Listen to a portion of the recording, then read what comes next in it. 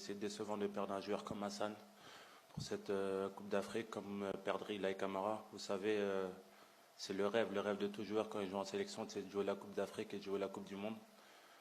Lui, il n'aura pas l'occasion de jouer la Coupe d'Afrique, mais je pense que dans la tanière, il y a un joueur qui a vraiment connu ça, c'est Edouard Mendy.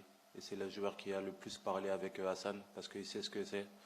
Il sait ce que c'est de commencer une compétition et de ne pas pouvoir même pas commencer la compétition parce qu'elle a été blessée à l'échauffement en 2019 et ça l'a pas permis de disputer cette Coupe d'Afrique.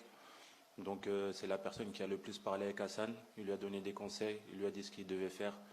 Et si vous avez suivi la chose, c'est que la CAN suivante, Edouard Mendy l'a gagné grâce au tir au but et aux arrêts qu'il a fait au tir au but. Donc j'espère, c'est le moindre mal que je souhaite à Hassan, qu'il gagne cette Coupe d'Afrique la prochaine fois. Mais en tout cas, il est avec nous aujourd'hui, il fait partie de ce groupe-là. On l'a gardé avec nous le plus longtemps possible. Et aujourd'hui, il est rentré à Como, mais on lui a dit qu'il devait absolument revenir si jamais, Inch'Allah, on atteindrait la finale. Mais c'est important que tous les joueurs qui ne sont pas dans le groupe restent avec nous.